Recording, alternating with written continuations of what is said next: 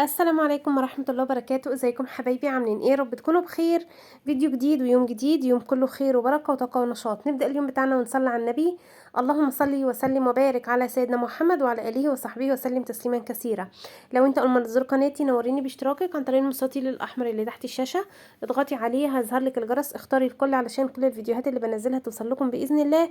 وما تنسونيش بلايك للفيديو تشجيعا منكم ليا.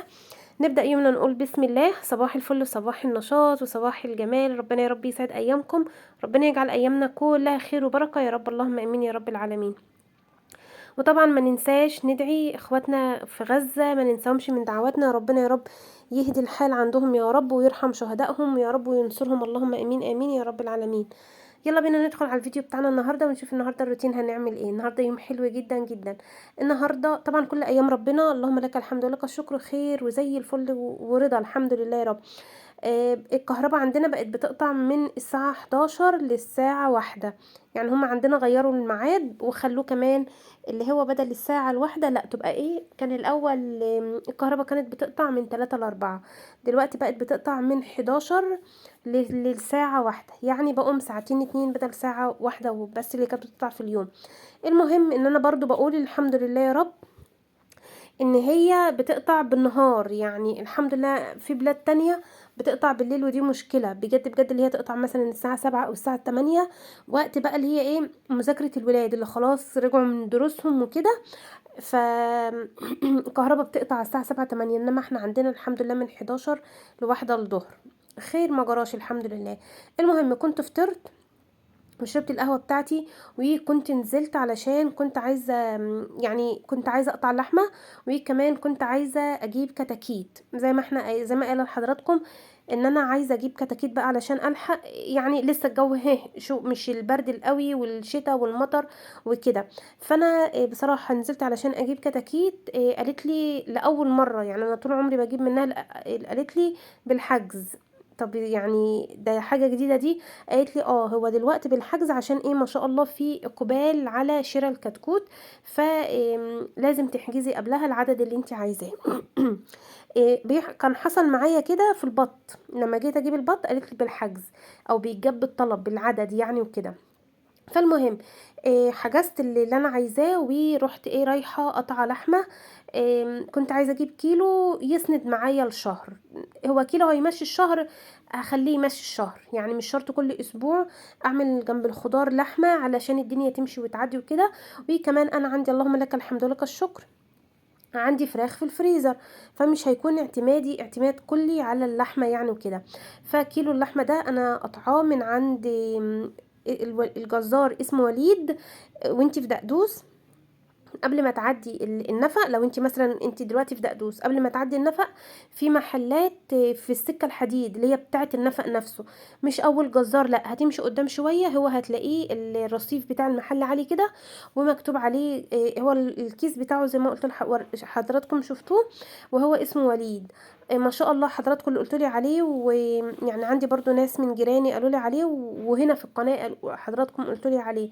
ما شاء الله لحمته حلوة جدا جدا، ما بتاخدش سوا مدة طويلة.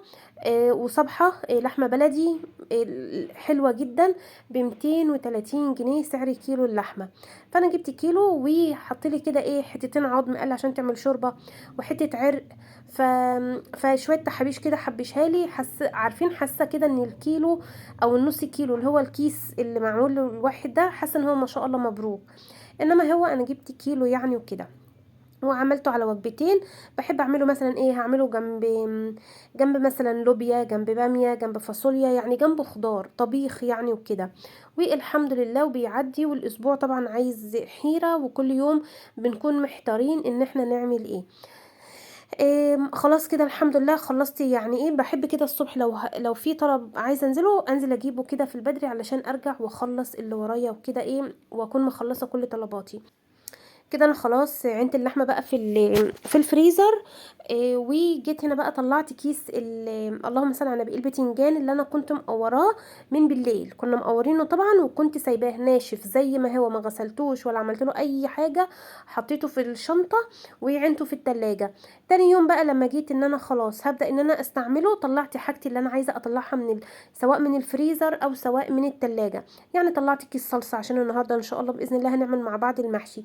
طلعت كيس صلصه، طلعت كيس او طبق من الفراخ اللي هو تقسيمات الفراخ اللي انا كنت عاملاها، والبتنجان شطفته ونقعته في ميه كده كاني لسه مقوراه حالا اهو. يعني ما تقلقيش، مش بيجراله اي حاجه، وما شاء الله ما شاء الله بيبقى زي الفل وبيقطم مش مجلد. ما بحطش عليه ملح، ما بحطش عليه اي حاجه خالص. في الميه ميه عاديه من الحنفيه وزي الفل. هنضف بقى الخضره بتاعتي الخضار وكده، وهغسله علشان خاطر برضو ان انا على مثلا على منقي الرز، على ما اقشر بصل، اجهز كده واعمل حاجه التسبيكه حواليا، يكون الخضار اتغسل وكمان اتصفى، صفى اي ميه زياده فيه. هنتكلم مع بعض النهارده كده عن ان الولاد اللي هم بيغلبونا في الاكل، او ان هم بيطلبوا اكلات وحاجات غاليه في ظل الغلا اللي احنا فيه، وبيطلبوا حاجات مكلفه، وعايزين اكل كل يوم اشكال والوان واصناف. وفي ظل الناس ان احنا اصلا والناس كلها الحاجة غالية عليها، واقل وابسط اكلة دلوقتي مكلفة. يعني ابسط اكلة لو بيض وبطاطس واكلة شعبي بقت مكلفة. فالله المستعان. احنا برضو يعني احنا برضو واجباتنا ان احنا كأمهات او اباء اولياء امور يعني وكده، ان احنا الى حد ما بنراضي وبنعمل لاولادنا اللي هم نفسهم فيه، ونعرفهم كده ان احنا على قد الظروف وعلى قد المتاح. اللي انا بعمل لكم الحاجات اللي انتوا عايزينها. الاسبوع ده مثلا انت هتعملي لهم مكرونه وبانيه وهتظبطيهم وهتفرحيهم، مره تانية هتعملي لهم شاورما او كريب او هكذا، ومره تالتة هنعمل لهم محشي، مرة رابعة هنعمل لهم خضار سواء بامية او بسلة او اي خضار انت هتعمليه، هو اللي هيتحط قدامكم هيتاكل. مش ديكتاتورية على قد ما هي بالعكس ديمقراطية. يعني مش الأمهات اللي هم هو ده الأكل اللي هيطبخ وهو ده اللي هيتعمل. أنا مش شايفة إن ده حاجة ديكتاتورية، أنا شايفة إن هي حاجة حلوة جدا. حاجة إن الولاد نتشارك مع بعض، نعودهم على كده. ما هو دي مشكلة ان احنا مش بنعود ولادنا ان احنا هو ده الاكل اللي موجود، وهو دوت نعمة من ربنا وفضل ونعمة. دلوقتي في الوقت اللي احنا فيه وفي الزمن اللي احنا عايشين فيه، بما انهم هم قاعدين على الموبايلات وشايفين، يشوفوا إيه اللي بيحصل في الدنيا، يشوفوا إيه اللي بيحصل في العالم، يشوفوا الأطفال مثلا في غزة، يشوفوا الأطفال في سوريا، يشوفوا. احنا نضرب لهم مثل بكده، نضرب لهم بمثل ان انت في ايدك نعمة كبيرة جدا جدا جدا من عند ربنا سبحانه وتعالى، فاحمد ربنا عليها. زي ما انا بعمل لك الاكلات اللي انت بتحبها وبنفسك فيها، كنتاكي بقى بانيه اي حاجة هما نفسهم فيها، برضو لما اعمل الخضار حلو ناكله ونقول نحمد ربنا عليه، ونقول بس وندعي ربنا ونحسسهم ونعرفهم كده ان احنا بس ندعي ربنا سبحانه وتعالى، ونقول ان يا رب يديمها علينا نعمة ويحفظها من الزوال، ان احنا بس نتمنى ان هي تدوم. ياكلوا لو حتى اكلوا بسيط غصب عنهم، لما هيجوعوا هياكلوا لما يشبعوا. والله العظيم انا نفس المعاناة دي بعانيها مع اولادي في المحشي. يعني مثلا هما طبعا رجعوا، خالد رجع من المدرسة وكده، لقاني ان انا عامله ايه ده يا ماما، هو انت عامله محشي النهارده؟ قلت له اي يا حبيبي عامله محشي. يعني بصوا بكل كده هدوء وبعدم تأنيب ضمير. يعني انا ضميري مش بيأنبني ان انا هعمل محشي، لا اقول له احمد ربنا عليها. فاحنا لازم نعود ولادنا على كده. زي ما بعمل لك الاكل اللي انت عايزه، برضو الاكل ده حاجة مكلفة وحاجة نظيفة، يعني مش حاجة، وفيها فيتامينات كتيرة جدا جدا وافضل واصح من الاكل التاني. فربنا يا رب يهديهم. نتكلم مع اولادنا، نعرفهم ان لو ما اكلش انت حر، انا الحمد لله قدام ربنا سبحانه وتعالى انا الحمد لله مش مقصره في يمتهم. بعمل لهم الاكل ما شاء الله تبارك الله بيبقى طعمه حلو جدا جدا جدا. خلاص دلع بقى، انت بقى اتحمل مسؤوليه دلعك، ان انت مثلا ما تاكلش اتحمل مسؤوليه دلعك، ان انت مش عايز تاكل من الاكل ده. فربنا يهديهم يا رب. طبعا هعمل التسبيكه بقى، والتسبيكه لما بحط معاها قرنين شطه زي اللي وريتهم لحضراتكم دول، بيبقى طعمهم بصراحه في منتهى الجمال، بيخلي المحشي يروح في طعمه يروح في اتجاه تاني خالص. اللهم صل وسلم وبارك على سيدنا محمد. وطبعا ده ورق اللفت اللي انا كنت عملناه، الراس بتاعت اللفت عملناها مخلل. واللهم صل على النبي، الورق بتاعه عملته محشي، بديله سلقه. بصوا يا دوبك بس انت بتنزليه كده في الميه وبتطلعيه، يعني مش تسلقيه كتير، لان ما شاء الله ما شاء الله الورقه رقيقه وناعمه، وكمان لسه في الموسم بتاعها ما شاء الله، لسه زرع جديد، يعني الورقه طريه وجميله جدا. فانا بس كل اللي انا بعمله بنزلها كده في الميه السخنه، يعني ايه يا دوبك بس تدبل شويه صغيرين، واروح مطلعاها على طول علشان اعرف ان انا الفها. وبصراحه ما شاء الله ما شاء الله الحاجات دي جميله قوي. محشي في ناس ما شاء الله السلق ده انا عمري ما جربته بصراحه، بس اسمع عنه. في ناس بتحشي السلق، انا بحشي ورق الليفت جميل جدا، وورق الخس ما شاء الله ما شاء الله جميل جدا جدا جدا. اكلات جميله ومغذيه، ولازم ان احنا نعود ولادنا عليها من هم لسه صغيرين. احنا الحمد لله الحمد لله تبقي ست شاطره وتعرفي تنوعي وتجددي في وصفاتك واكلاتك، بس ما تنسيش الاساس اللي احنا نعود ولادنا عليه واللي احنا اتربينا عليه، وان هو ده الصح. مش بقى دقة قديمة، او انت مثلا مش بتجددي في اكلك، او انت مش بتعملي اصناف جديدة. لا، كل واحدة فينا بتبدع في مطبخها وفي اكلها على قد ما تقدر، على قد امكانياتها وعلى قد ظروفها. ف... فالولاد يحمدوا ربنا واللي موجود ياكلوه، بس ندعي ربنا سبحانه وتعالى ان هي يا رب يا رب تدوم علينا نعمة يا رب، ويحفظها من الزوال، اللهم امين يا رب العالمين. ولازم نزرع جوه ولادنا القناعة، ولازم نزرع جوه ولادنا ان اللي يتحط قدامك احمد ربنا عليه. يعني انا عارفة ان الحاجات دي الكلام ده مش سهل، انا لان برضو انا يعني برضو انا ام، وولادي برضو بيبقوا مثلا الى حد ما متمردين، وعايزين لا النهارده مش عايزين محشي، لا عايزين مش عارف ايه اكل تاني. انا بحاول جاهدة على قد ما اقدر ان انا لا احمد ربنا، بس ربنا يديمها علينا نعمة. وفي نفس الوقت انتوا بتاكلوا احلى اكل وبتاكلوا احلى اصناف، وبدل ما تبصوا للاعلى، بدل ما نبص اللي بيشتري وبيجيب اكل جاهز او ايا كان، نبص اللي بيشوف الحاجة عندك وبيقول لك ايه ده ما شاء الله، ده انت بتاكل احسن اكل او عايش احسن عيشة. فاللهم لك الحمد ولك الشكر، ربنا بس يديمها علينا نعمة ويحفظها من الزوال يا رب، اللهم امين يا رب العالمين. ورق اللفت بقى انا كنت حشيت البتنجان وكنت علقت عليه، يعني انا كنت عملت الكيس الفراخ اللي انا كنت عاملاه، كان جزء جزئين اللي هم قطعة الوراك اللي هي الجزء اللي فوق، مش الدبوسة، لا الجزئية اللي فوق اتنين، وكانوا حوالي 4 أجنحة، وقطعة كده في النص اللي هي اللي هي بتبقى ما بين الوركين، القطعة اللي في النص دي، ده طبق الفراخ اللي انا كنت طلعته. طيب يا بسمة، هو الطبق ده هيمشيكوا اليومين؟ عايزه اقول لكم انا مش شرط ان احنا اليومين ناكل فراخ. يعني انا اول يوم عملت الفراخ طبعا بالبصل والطماطم والتوابل والكلام من ده، وعملت الشوربه وسقيت بيها المحشي واللهم صل على النبي، وعملت الاكل بتاعي. تاني يوم كان متبقي كده جناحين، خالد خد واحد وعمر خد واحد وخلاص، ورضا وفضل ونعمه الحمد لله، واليوم عدى.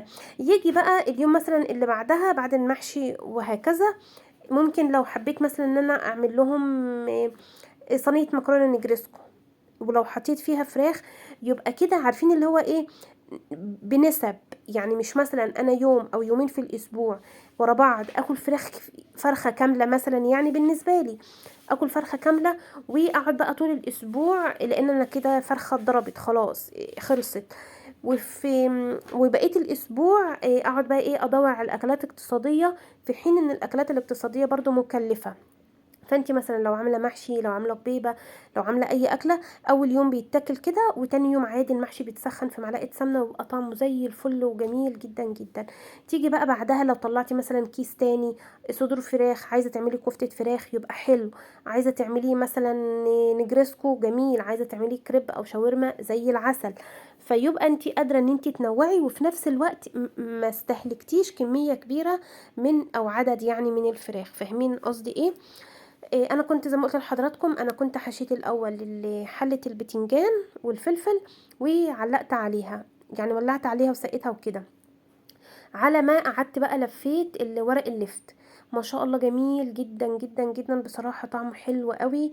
اللفت والخس والحاجات دي حلوه قوي، بتفتح النفس وزي العسل والله. سقيته وهزيته كده علشان الشوربه تنزل. انا بصوا يعني عملته في الاصغر حله في الطقم اللي هو الاستانلس ده. وهنا كان المحشي كان ما شاء الله كان غلي، وكان كمان بدأ ان هو يتشرب. وخلاص بس كده يعني ما شاء الله جميل. وعايزه اقول لكم كانوا شويه محشي ما شاء الله ما شاء الله حلوين قوي قوي قوي قوي والله العظيم بجد، كان يعني ما شاء الله. عارفين اللي هو ايه، البتنجان بقى خلاص ماشي لان البتنجان صيفي، وهيجي بقى الشتاء كتير، الكرنب في الشتاء كتير. فما شاء الله بقول ختامها مسك، يعني كانوا شويه محشي كانوا زي العسل. كده المحشي خلاص. وطبعا لما بيغلي بهد عليه وبسيبه بقى ايه يستوي كده مع نفسه على الهادي، عشان يبقى الرز من جوه مستويه.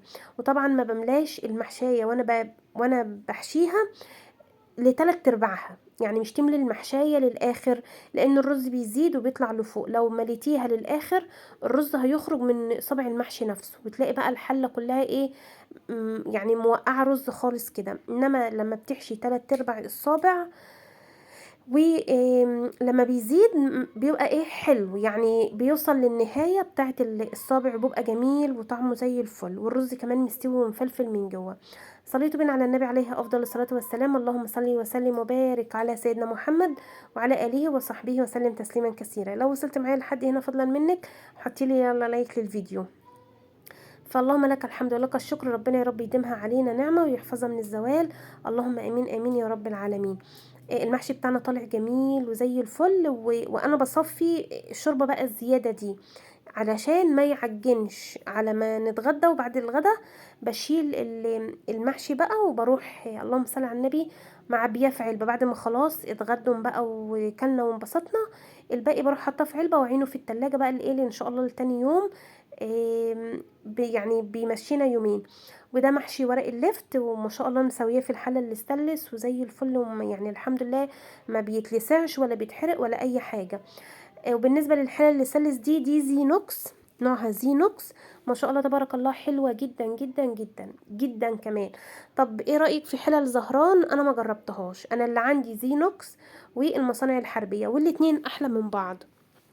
هما الاتنين حلوين والاتنين جمال، بس انا بميل اكتر للزينوكس بصراحة، حباه يعني هو كحب، انما مش كجودة. هما الاتنين ما شاء الله احسن من بعض، انما انا بحب الزينوكس اكتر. مخلل اللفت وجماله وحلاوته وطعامته ولذته هو ده.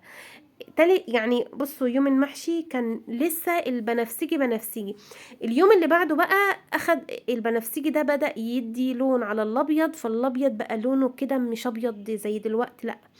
بصوا عايزه اقول لكم ما شاء الله جميل جدا جدا، وبيفضل مقرمش لاخر واحده بالطريقه دي. وده سريع، يعني في خلال اسبوع بيكون متاكل يعني وخلصان. طبعا الفراخ حمرتها والحمد لله يا رب والشكر لله، فضل ونعمه، وربنا يديمها علينا يا رب ويحفظها من الزوال، اللهم امين يا رب العالمين. وربنا يا رب يرزقنا القناعه ويرزقنا الرضا ويرزقنا راحه البال، ويرزقنا يا رب الستر والصحه وراحه البال، اهم حاجه يا رب، اللهم امين يا رب العالمين. ندخل بقى بعد الغدا كده على غسيل المواعين، وفقره غسيل المواعين فقره الدردشه مع اخواتي الغاليين. اللهم صل على النبي. حبيبتي بتقولي يا بسمة، بصي يا بسمة، انا مشكلتي انا احترت والله فيها. انا اتجوزت واحد مراته متوفية وهو معاه ولدين، دخلت عليهم وهم سن 5 سنين وسنتين، والنهاردة عندهم ما شاء الله 25 سنة و21 سنة، وعملتهم بما يرضي الله، وهم عندي اغلى حاجة في حياتي، وكلمة ماما منهم بالدنيا وما فيها. ربنا كرمني باخ ليهم، بس للأسف الاخ الكبير بيكرهه جدا جدا، ومش متصوره قدامه، لدرجة انه لو شافه في مكان بيقوم من المكان، ودايما في خناقة ومشاكل معاه. انا مش عارفه اعمل ايه، مع اني مش بفرق بينهم ابدا، ودايما يقول لي انتي مدلعاه، وانا والله مش بفرق ابدا. انا تعبت من ابني الكبير، نفسي زعلت من ناحيته. قولي لي يا بسمة انا صح ولا غلط؟ بالله عليكي واسفه على الاطاله. حبيبتي ربنا يهديه ويصلح حاله يا رب، ويبارك في صحتك ويبارك في عمرك ويجازيكي كل خير، ويبارك لك يا رب فيهم كلهم يا رب، في اولادك كلهم يا رب، اللهم امين يا رب العالمين. طيب بابا فين؟ بابا فين من الموضوع دون؟ بابا فين من ان هو بيشخط في اخوه الصغير؟ إيه، هم اخوات، هم اخوات. بابا فين من هو على فكرة انا مش يعني انا شايفة ان هو إيه، ان هو اللي فيه ده طبع.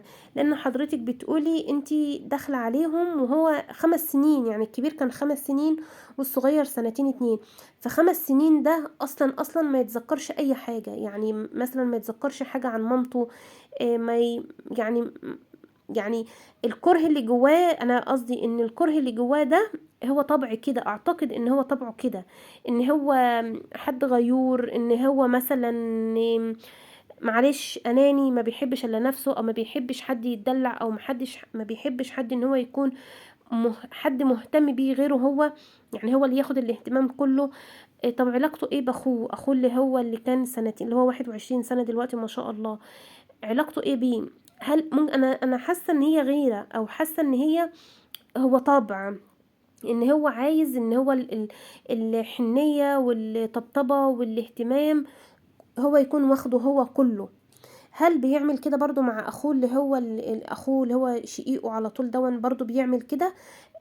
فعشان كده بقولك انا حاسه ان هو طبع، هو حاسه ان هو لان 5 سنين ما يعرفش، يعني معلش ما يعرفش يعني ايه، ما وعيش على مامته، وما يعرفش يعني ايه مرات اب، فاهمه قصدي ايه؟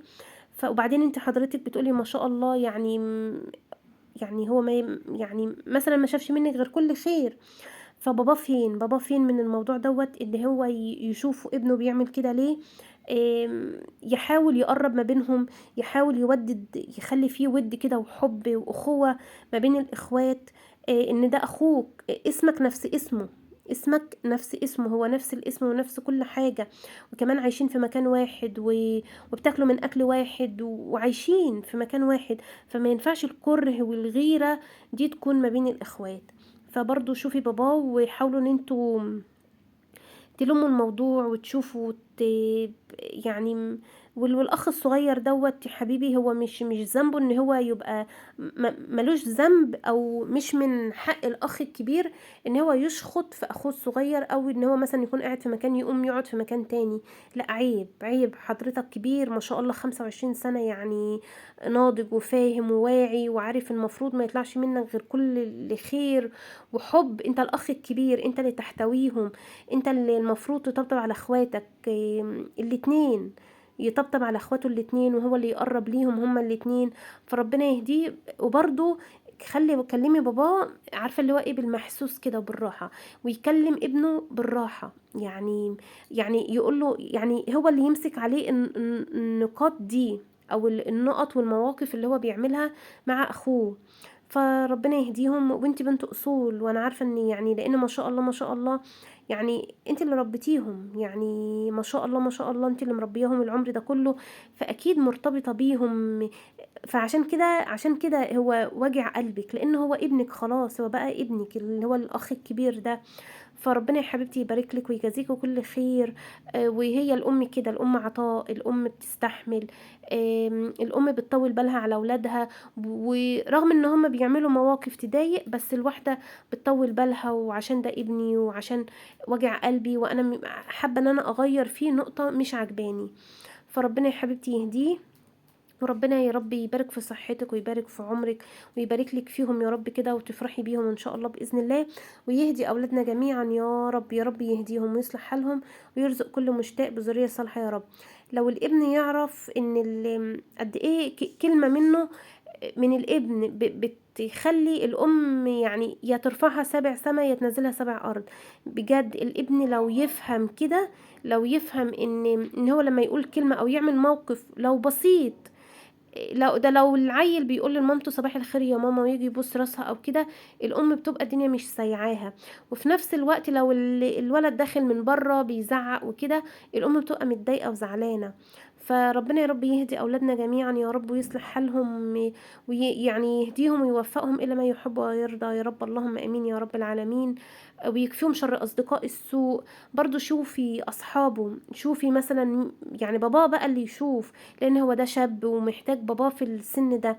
بابا يشوف مين اصحابه، مين بيكلموه، يقرا دماغه ويقعد يتكلم معاه يفهمه. لو حتى يوم جمعة هو الاب بيبقى بره ومشغول ومش فاضي لوجع الدماغ والعيال وكده، لو حتى يوم جمعة يقعد معاه ويجرجروا كده في الكلام ويطلع اللي جواه.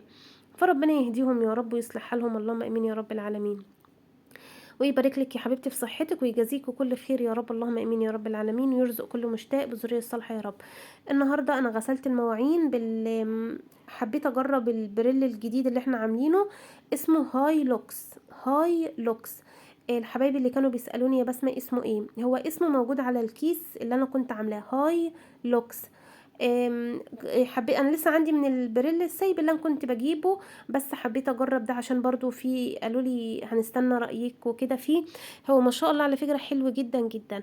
وانا عرفت برضو من حضراتكم في التعليقات ان هو في انواع كتير، في انواع كويسه وفي انواع مش كويسه. بس النوع اللي انا جايبه ده حضراتكم برضو بشهاده حضراتكم قلتولي هو حلو يا بس ما تقلقيش. فعلا انا لما جربته غسلت بالمواعين ما شاء الله جميل جدا جدا جدا، بيرغي.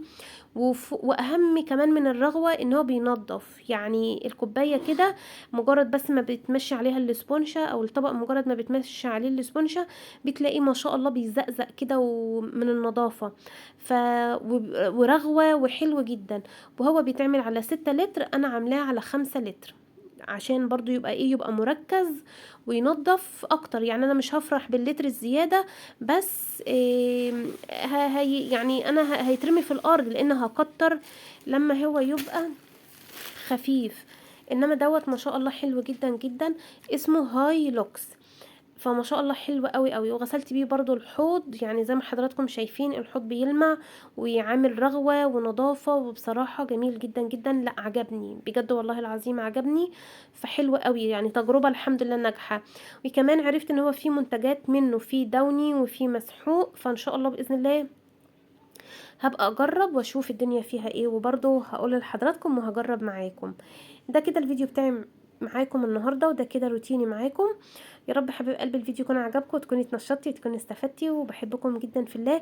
ودمتم كده يا رب في رعاية الله وفي حفظه، وربنا يا رب يحفظ اخواتنا في غزة وينصرهم وينجيهم يا رب، اللهم امين يا رب العالمين.